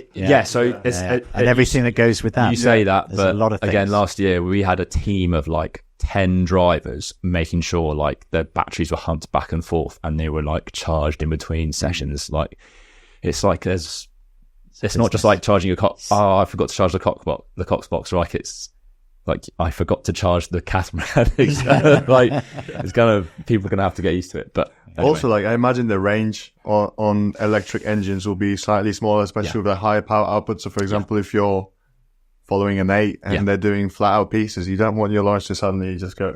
Yeah. If you're doing like, especially some of those high performance teams, like they would need multiple. Yeah, it gets expensive quite quick. For like let's say like a small junior club who's putting out doubles and singles, and they're just putting along. It's pretty ideal actually, but for performance teams, it's like you're asking quite a lot from the system. Anyway, just thought I'd put it out It's there. interesting. Yeah, no, definitely. It's the way the world's going, so it's definitely something you need to think about. Yeah, there's a or thing not about- for now. yes, Yeah, not- yeah. I just don't think. Maybe 10 years ago, I was sent the very first Torpedo? No, From China. from China, Yeah. from a really nice guy, lovely guy, Philip. And I can't remember. We had a conversation. He went back to China and he started his own business called Golden Motors. Golden Motors, and they make electric boats, Sorry, they make electric motors for bicycles. yeah. Okay. And I asked him at the time, I said, if you ever get the time, you're back there, I said, would you make me an electric engine?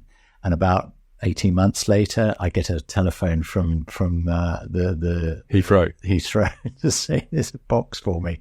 And I've still got it. And it's amazing.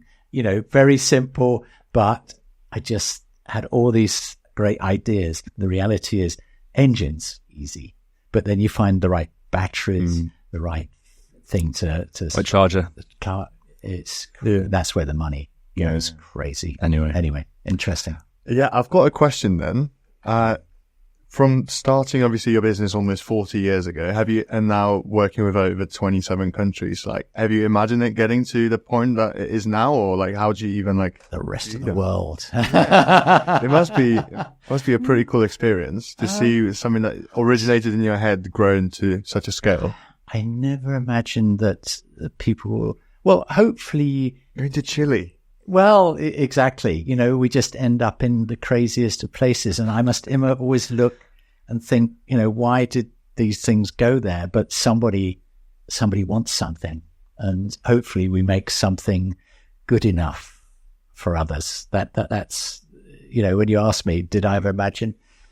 No, I don't think anybody does. I think it comes, we speak a lot, certainly performance, when talking to athletes, there's a lot of separation, and I guess it's more well known now to be the difference between sort of process and outcome. If your outcome was I want to do a race in Chile, you might never get there. But if the process is, I want to produce the best thing that we can produce and keep making it better every single day, then you end up making a product that gets you there. Yes. And you said for you, it was like quality over anything else. Yep. And I first met, let's say, Bob Janasek. I used to watch what he used to do when he put the boats, and he went out of his office and he'd go and check every single boat. and look at it and say, until it was absolutely, when it went out, they looked perfect. Good man. Well, look around where they are. There's a lot of them still around. Definitely. That's amazing. From, I think probably Bob at the time, that was a good idea, and that was a business that went on for what, I met him when I first probably into it by about 10 years, I guess. And, a very clever man. Awesome. Yeah. Anyway, he's probably set you up a little bit. Yeah, well, he Good taught me knowledge so wise. many simple things, which was really important. Well, it's another thing wisely up about friends who, I want to open this business, right? Who are you getting help with? Oh, no, I'm going to do it myself. No one's ever done it themselves. No one ever sets up a successful business yourself. Like, you have to have some help. Someone has to teach you. Yes. That's the way the world works. Yeah. I didn't think of it like that, but yeah, you like this. Yeah. No, you have to. You have the greatest ideas, but then you've got to be able to do something with it, make something out of it. Yeah. It's better. Yeah, I heard a thing that said that the mentor-mentee relationship is a type of learning that almost never fails. There's a reason why Navy SEALs, for example, they get trained by someone who's done it before. Everything that they're about to go through is giving them like direct training, and it's kind of taking them through a process or a blueprint on how to get from point A to B the fastest. They don't just get given a bunch of YouTube videos and say, like, go figure it out. No. Be a Navy SEAL and then just go into a war zone. No. It's just like, Yeah. it's a mentor. Wow. Yeah. No. You've had some really good mentors, actually, I think. Yeah, a couple of 3 people in my life that I can remember, though, they just taught me the simplest, best things you can do. And, Go on then. well, no, I just got to get my head together. But, it would be. Or just what were the lessons? If not the people. You always just say every time I'm quoting up, or we got to like get a boat out, and you just go, what did Bob tell you? It was like, no row, no dough. I was like, that was one of them. He always, there was 3 or 4 different ones, but my boss in Germany was the other one. He said, if you ever make anything by hand, it must look like it's made on a machine. And that was about teeth. You'll laugh, but my boss taught me. He said, whatever you make by hand, when you put it out, it's got to look like it's made on a machine. A machine. She made it. Yeah. Then that would always sell. And they do, to be fair. Teeth. It would be not even right, but if you make false teeth for people, that was one of those simple things in life. Yes, It's a good thing. Good lessons to learn. It is good. Well, simple things in life, and you've got to put them into what's best. left of the grey bit. Quick fire? Yeah. So also you've taken on the business now that, as Simon said, he didn't imagine getting to the point where you are now. Where do you not imagine being in 10 to 15 years time? I have no idea. I'm just, we're really blessed in some way. I think that my father's just, I'm finding it really hard to not ride off the coattails of his success, because I don't want to think of it like that. But I've taken on the company in a really strong position. I think, I jumped in and out previously. I think I've probably you've taken me on as, director for, I think it's been a couple of years now. And actually, probably a few of your maybe listeners or older listeners know this, but my father had a stroke last March. Pretty much, actually the year before that, he had a heart attack. So after that, I was like, maybe like it might be good to learn the back end of the business a little bit more, just in case, which then came in handy when he had a stroke last March. And then obviously being out of action for a couple of, I'd say, not very long actually, because you were in hospital for about 4 weeks. Lucky, and my wife has been amazing looking after me, and I've just got to a much better place than I was. So the first thing, annoyingly, he did, you were in hospital at the Royal Berks for 4 weeks, and the first thing he did was like come to the workshop. So the day he got out, which was actually really a bit of an emotional day, but he's set up in a really good position. We're doing, we've taken on This year we've taken on an apprentice for the first time. You know, talking to you guys earlier, it's hard to get good staff, but we're really lucky that we've taken on a young chap who is willing to learn. So he's got, hopefully if he sticks it out and pulls his socks up, he's got 3.5. See how he gets on, but he's good. And we've grown the business to the point where, again, it's a family-run business. Just keep it tight, but my wife runs the back end. It saves me a lot of paperwork. Probably, I think you've been in touch with Jess. Yeah. So she's fantastic. It's I get a bit of, not to put PTSD down, but we met in teaching recruitment, and the lingo the type of language she uses on a daily basis when we're at home doing paperwork, it's like she mentions KPI and I just go, oh God, I can't do you know what I mean? So she does really well on the sales side of things. Again, but we've grown from probably just you and my mother. There's now just more Johnsons really. There's you, my mother, there's me, Jess, and my brother. My wife speaks about 7 different languages. So that's really, really helpful when it comes to selling anywhere in Europe. And again, so it's like 7, 8 of us now in the business, like a couple of part-time, but it's, you never said take on anyone, but I think we've got to the point now where we need help building, because, with all due respect, when, you're unable to, Simon's unable to come in anymore, I'm like, what we're going to do, we're going to lose a lot of knowledge. So if he can pass that on in some way or form, which to be fair, you have, it's, it gets annoying sometimes, but, I have to find all my bits. Yeah. But no, so where do we all the good stuff's gone? Where do we see it going? I just think, like what he just said, you don't imagine yourself in the position you're in. If you look, what am I trying to say? If you look back, you didn't think you'd be here where you are, but we have a lot of fun, man. Like, it's just work is, it gets rough when it's cold and damp and miserable and you're heaving boats in and out, but we've done some really cool stuff. And I just think, like, even if we just, tie ourselves over from a business point of view, like we've got a really good lifestyle out of it. And I think we're reasonably, if you count where we sell and how much business we do, we are successful. But yeah, if we could just keep doing what we're doing, and if we sell off a few more boats in the meantime, then that's just cool. I don't know. Yeah, keep the quality up. Yeah, exactly. Keep the quality up, and you never know. Anyway, sorry, Pete. I'm digressing so much, but it's a good answer. We're really blessed with what we do, I think. No, I just find that super interesting, because there's a lot of different types of rowing businesses, and a lot of different people within those rowing businesses have different opinions about what it's like to run a rowing business. So I'm glad you find it fun, and that's cool, because that's how I describe Rogia. We just get to blitz all over the country, speak to different people, fix different problems every day. Yeah. That's essentially all it is. Speak in that it is people, like and we're a people, but like when I say selling, we're not really saying, we're just talking to these people who are in rowing, and then go, oh yeah, we'll use you. That's how we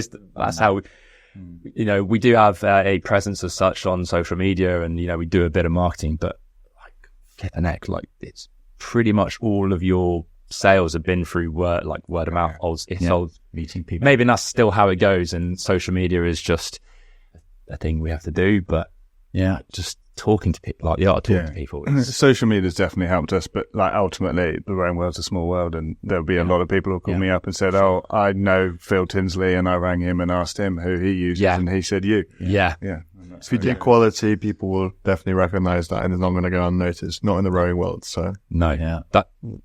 Agreed. Anyway, but sorry. Cool. That's good. Let's do quick fire round questions. Okay. We always end with a few questions. Oh yeah, please. Wow. Yeah, hit us. The questions are quick because they're preset. I don't have to think about. Yeah, you have to say quick. The answers are not necessarily. The answers are usually quick. Start with him then. He knows them, guys. So I've got my first question is, out of all the rowing venues that you've trained at, raced at, or visited, what are some of your favourites? Anywhere. I think Lucerne. Anywhere. Oh, so nice. Have you been out Lucerne on a launch? No. Oh, that would be cool. No. Anyway, yeah, Lucerne. I've seen it too many times. Yeah. What about you, Simon? Well, no, I was going to say the most. No, I think it's got to be Henley Royal. Has been my life. Has been you started there and met people and crazy. Did it change much over the years? Oh yeah, it's very different from where it is now, but it's great. People love it, and they come from all over the world, and they go away and talk about it for the rest of their life. Which is strange, but it actually hasn't lost its spark. No, I don't think it has. No, not at all. It's wicked. Cool.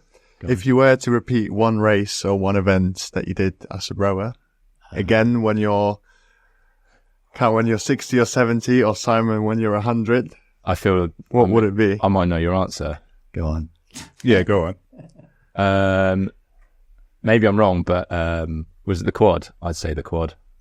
Yeah, there's a quad. Yes, a quad. The quad was pretty good at Henley Henley years ago. Yeah. Tell us a story. Oh no, just end up in the final, which was very lucky. But it was just 4 guys together from a club in Hamburg, and we were quite quick in our day, and we ended up in the final we ended racing against Tim Crooks and his guys from his club. Oh, gosh. Were you all lightweights as a lightweight crew? No. 2 of them were big, tall guys, and I was a lightweight. The other guy, English guy, I was lightweights. I mean, that's still impressive to make any Henley final as a lightweight. It's very impressive. Oh, it was fun. It was fun, but we'd had such a lot of fun doing it. And luckily, my parents lived by in near Walgrave, and so my mother fed us for the 4 or 5 days of the regatta, and we ate far too much, and so it came to the sun. Was it a Saturday or a Sunday in those days? No, you told me that Holdy had been out on the. Holdy had been out the night before or something. Oh, and he hadn't been out. He was in bed with his old girl. And when he got to the final, I better not go up. It might do. I think when we got to the final. I think he blew up. I think that we were winning right up to the bottom of the progress board. Yeah, and then we just ran out of beans, and I said, "Holdy, give it some beans." You see, nothing. I said, "Holdy," and came nothing. He was absolutely erect, and he was a very good sculler. Very good. He blew up. Listen, yeah. And no, he didn't. He was just done. Sorry. Cool. Anyway, it's good. What about you, Cam? Happy days. I'd probably not necessarily a race, but I remember quite distinctly. It was when we did our pairs, we had to qualify because basically it was out of 16, 6 of them were seeded. Mm-hmm. So you 8. I think it was like 8 or 10 pairs for like 2 spaces or something. It was me and my brother, and we just, not particularly quick, like a reasonable club pair, but I think you were good lightweight. We were okay. Just a good club lightweight pair. But when I think that we just had a really good row down the course. Again, not crazy quick, but I remember hearing when you get your name read out on the tannoy. And I can remember all I heard was like Jay John, and then just losing my mind. I was like, it's amazing. That was pretty much one of the coolest memories in rowing, because we had a lot when you're a small club, or maybe when you're doing it when you were Worcester. And if you try to do qualifiers, if you're not a big school, then you've just got a few little voices down the regatta course where you might have your mate from but he's halfway down at Remenham or something. So we had loads of little voices just chiming in every 500 meters. That was a really fun race. So if I could reel it, it'd probably be that one with my brother. Sounds amazing. I think of Colby, Peter Colby, when he thinks of all that he won at Henley back in, I think it's 1969, 1908, was it 89? Something like that, 89, 99. But he always talked about all the things. He became Olympic silver 2 or 3 times, whatever it was, and world championships and all the rest of it. But he always talked about Henley was the one thing in his life he can remember. The most important thing was winning at Henley. That's wild. The sound. It was just for him. Yeah. And you could go in when he had his pots in his house. They were full of all these, medals everywhere, except for the one was the Henley Royal one. It sits in his box, doesn't it? But all were full of them except for that one of Henley Royal. Someone said to me, like, there's way more Olympic scholars with a medal than there are with a Henley medal. It's so rare. Wow. Yes. That's amazing. Yes. Yeah. Yeah, like I probably raced in more, and I didn't even that long a career, but I probably raced more times in a GB vest than I did in a Henley final. Yeah, it's a rare thing. Wow, that's Yeah, it's so I guess it is special. It's just because, I mean, part of it is because it's not all about performance. There's a bit of luck. There's a bit of which side you're on. Did you have a good year, a good crew? Did the big American crew come over, or did they not? Or there's just so many variables that's the magic of Henley. Yeah. And there's the culmination of the entire year for almost every crew that's racing there, except for obviously the Olympians that come to race. But other than that, it's the peak of everyone's season. Yeah. That's why it's so magical. Yeah. That's a good one. Yeah. That was a bit of a long answer. So What's the next question? That's right. Mine is, if you could travel back in time to the age you were when you first fell in love with rowing, what advice would you give to that young person? 1967. Yeah. What advice would you give that person if you could go back and speak to them? Have the opportunity to go and row and have a go. That's the most important thing. What would you tell yourself when you were a kid? Kids. Yeah. What would you say to yourself when you were 12? 12. 13. What would you say to yourself? Advice. I would tell myself to go and do it and try. That's what I would say. I like it. That's what I can think. And have fun. And then from that, my father and my grandfather, they all rowed. And so, is it in the family? I don't know. Yeah, it's interesting. It's 4 generations now. Yeah. Yeah. It's simple. It's just have a go. Have a go. You never know. Yeah, it's a good point. Yeah. We live in the right place. Yeah. That. We do. Yeah, we're Right lucky. place of the world. Yeah. And you can tell anybody. We were out in America the other week, weren't we? And in the evening, I was talking with what's his name? The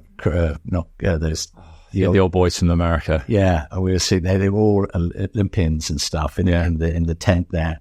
And we went in there, and I knew one guy. I went in there, and we were having a drink, and we were just talking about different things. We didn't talk about not about the Olympics. We just talked about, I was at Henley, and then you have that long conversation. Yeah, Henley had done it. Oh, will we coming over next year? It's never about the performance. It's like high performance stuff. It was crazy. Henley's magic. Yeah. What's yours? I don't know. Again, just super lucky that I had fun rows. I think just keep it fun. You never really a super quick oarsman, really, but I had some really wickedly quick rows. I think we were talking about Daxi earlier, and we put together a nippy little quad for Henley one year, and we raced the under John O'Clegg, and John O'Clegg it was Will Fletcher, Davy Jones, yeah, and who's the guy who's one of the brothers, the Irish, it was Pete Chambers, yeah. And to be fair, they were pretty quick. I think they did pretty well at under 23 Worlds. They won it. What year? 2009. Yeah, they won. Yeah, so we drew them in the first round, and it was me, Daxi, a couple of guys from Kingston we paired up with. We were the average crew is 67. It was stupid light. Out of nowhere. Piss. And we were right, we thought we were okay. We were quite quick. So I think we shot them a bit, and I think they timed them. They equaled the barrier record, and we were half a length behind them at the barrier. So I was like, I think there's only a length. No, maybe half a length it was we were not that far off them, and I was like, oh, actually, we just showed me that we were actually all right. And I think they obviously rode we lost by 2 lengths, but They was like rowing over like 24, but it was quite cool. Anyway, what I tell myself, just have the most fun rows, because like we weren't GB or anything, but we just were 4 blokes that had a really good fun time. Yeah. I don't know. That's half of it. Yeah. Anyway, sorry. No, I like it. Cool. Yeah. Guys, it's been super fun to have you on the show. It's been very interesting to... Thank you. Yeah, of course. It's been interesting to listen to the different stories about how it evolved, how the business has kind of like progressed through, what you've been able to achieve, and some of the objectives as well. I just find it fascinating to also speak to other people in the rowing business, because I think it's a tight knit group and we just need to stick together. So at some point, maybe we'll have you guys on again. We would honestly love to come back. Honestly, it's been, really enjoyed it. Thank you so much. Awesome. Good. Cool. Yeah, enjoyed it too. It's been great. I'll come along with someone nice next time. Classic. And a couple of good looking girls. Yeah. I'm sure we can arrange that. Girls, yeah. You have to. Yeah, we can cut that bit. Yeah, we cut that. Sorry. It's still living in 1992. Oh, sorry, I thought he was. No, that's the. I'm probably gonna keep this down. Anyway, this concludes everything for today's episode. So, on that note, easy there. Cue the music.